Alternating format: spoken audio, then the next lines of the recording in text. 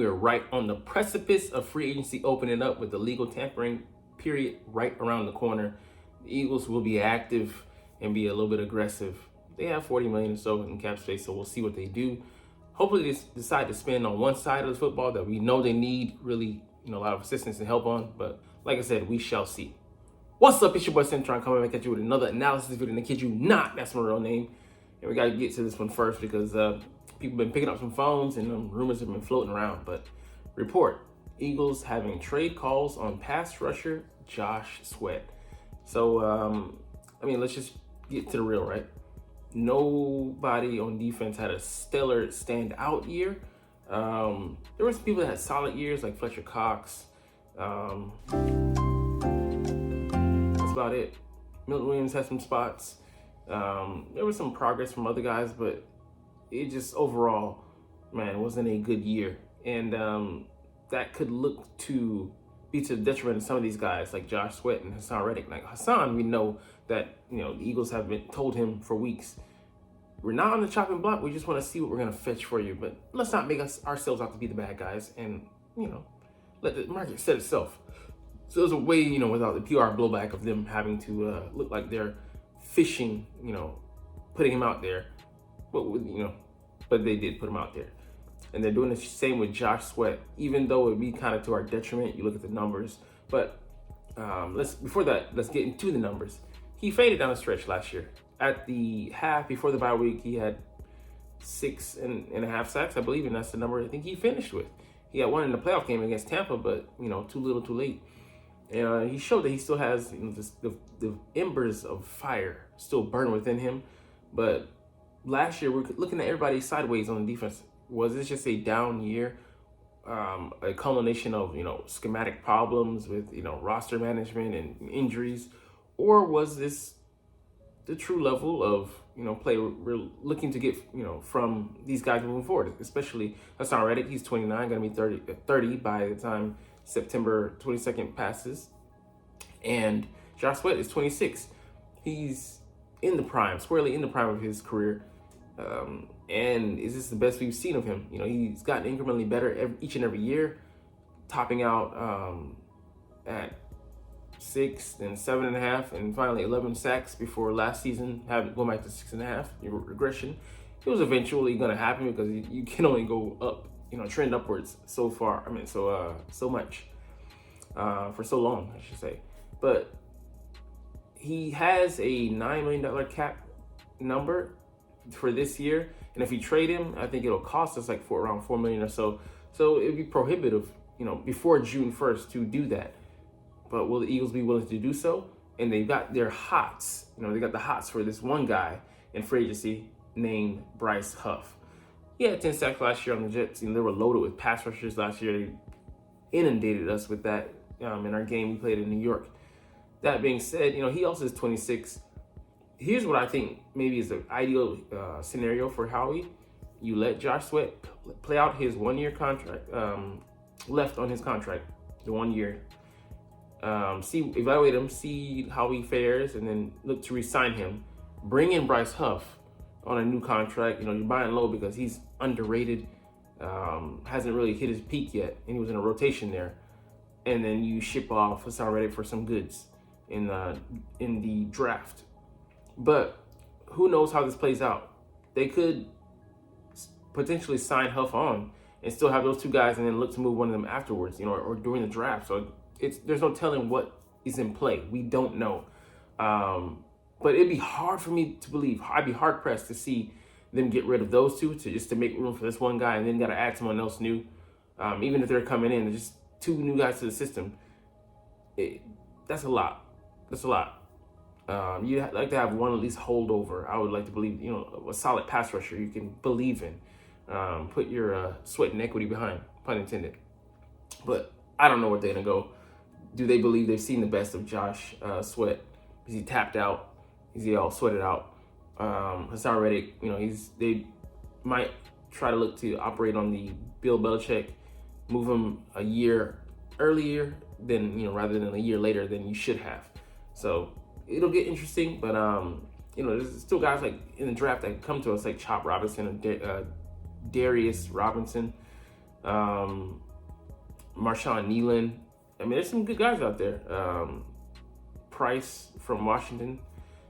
Yeah, I wouldn't be opposed to remaking the unit, but I'm just a little hesitant. I want to at least keep one of these guys. That's my hope, but who knows how they're gonna try and let this thing play out. Hey man, those guys are hard to come by, and they were lucky, fortunate to get Reddick on a bargain deal, $15 million per year, and then re-sign Josh Sweat early. So he was only averaging like $10 million a year on a 4-year, $40 million extension. So that ain't gonna happen. That on a cheap, even if we bring in Huff, he's probably gonna get 13 to 14 at the very least. So, all right, let's jump to some signings around the league. Man, things have been popping since. Free agency is about to begin, so teams are taking care of their own in-house affairs. There's only a couple things here to mention, but Miami Dolphins added Nick Needham, one of the guys that they signed to an extension. The numbers come out on the Hunter Henry deal, 3 for 97. I think it's $9 million a season. So it could have a value of 10 per year. So he got his money. And let's see the big news here. One of the big pieces dropped. Well, not really big, but more so just for the name. Jerry Jeudy officially been traded by the Broncos. They're selling house. Might be a lame duck year for them. I mean, well, he's not a huge piece either. So I mean, they didn't get a lot in exchange for a 5th and 6th in 2024. This year, they're gonna get rid of Jerry Jeudy, give him some, a fresh new environment to try and acclimate to and turn his career around. Because I mean, it was on an upward trajectory early on, and then it cratered. Let's see. I don't think there's too much else going on, but the AFC West did see some big news. Chris Jones signing a new 5-year contract, paying him around $32 million per season. So that's be 5 years, $160 million, $95 million guaranteed. That sets a new record over Quentin Williams, as well as D tackle for the Tennessee Titans, and Aaron Donald. So Aaron Donald gets paid out, I think, 31 or 31.5 million, and he topped that. So he got his money, and they still got to hold on to L'Jarius Sneed. So for the Kansas City Chiefs, they're trying to reload on a motherfucker. So yeah, man, it's big money being thrown around, and this is before the free agency period opened. They knew that if they let him get to the open market, some team was going to offer him the world, and he was going to take it. He has 3 Super Bowls. He has nothing literally to worry about, as far as legacy goes. He's good. I guess continue working at it. He's probably going to be a Hall of Famer. All right, we did bring back one of our guys, Brandon Graham, set to return for a 15th season here in Philly. It's good to see the boy back. He's on his farewell tour, and he's going to be riding out into the sunset in midnight Eagles green. And I love it. I love it. He still plays hard. Only played 30% of the snaps last year. 3 sacks, 6 QB hits. He'll. I hope they ball so well. Just let him go this season. It's his last season anyway, so might as well let him play to his heart's content. Hopefully, he can have resurgence. But he's 35. Shouldn't have great expectations, but he'll at least be a steady leadership. In a leadership role in that locker room. So we still need that around, with losing guys like Kelsey and potentially Fletcher Cox by way of retirement. All right, let's get into a mock draft. I thought this one was kind of interesting. Love this guy here because my alma mater, Florida State. Woo, baby. We got athletes, man. Him and Fisk. But Jared Verse dropping to the Eagles at 22. And edge rusher, this would be perfect for us. A Brandon Graham replacement to usher in that new age. Getting a guy with that tomahawk chop, but he's got some good athletic skills, good pass rusher. It's kind of a tweener with the size, not huge, but I would definitely take his skill set here in Philly, and for many years to come. This would be a shock to me. I don't think he would. There's a potential talk of him being a first rounder, but Xavier Worthy drops this far. Hell yeah, you take him. Just thinking about him, Smitty, and AJ with that speed to burn. He a big play each and every game. You're waiting for it. and teams are going to play him. They're going to give him the Deshaun Jackson treatment. He really changed the way defenses played that too high shell, making them back the fuck off, because they saw that Monday night game with Vic versus the Washington at the time Redskins, where he caught that 70-yard bomb, in stride, from a rocket-armed Vic. Just crazy. But I have shades of that. He's light, 5'11", buck 65. Already have a guy like that in Smitty. That being said, speed kills. So, all right, Jaden Hicks. I don't know much about this guy, but a profile another strong safety. Nah, I'd rather take a guy like Cam Kitchens. We need a playmaker than a secondary. That's why we're looking at bringing back CJ Gardner-Johnson back, because the guy makes plays. Max Melton, I think he's going to go way higher than this. Probably, it could be late second to early third. So I don't think he's going to make it to our spot here. If he did, you turn that card, man. You get that inside, outside versatility guy, athletic, who ran a 4.38 or 4.39. And he's the brother of Bo Melton, who ran a 4.34, plays for the Packers receiver. And physical, yeah, pretty much he's our Avonte Maddox in training. And there's still not a question whether he'll be back or not. Could be. Kimani Vidal, a guy who I like out of Troy, a compact back, like they're saying here, diminutive, 5'7", or maybe under, but 213 pounds, solid, ran a 4.46, can catch out of the backfield. Yeah, good wiggle. But there's another guy that I want. There's another guy I want. Garindo, my friendo. Drake Nugent, backup center. We need depth there, so this would be a great pick. Linebacker Notre Dame, undersized. We're taking experimental picks again. I hope we do not do this. If we do this, I hope that we sign Patrick Queen or something like that, because we need a premium linebacking core, and not coming on the cheap. No more, cheaping out on that. Howie, pay the bills. Jaheim Bell would be a great pickup. He'd be a number 2 for us. That'd be an athletic guy. Don't know how he could develop as a blocker, but if he has those chops or not. But he's definitely a receiving threat.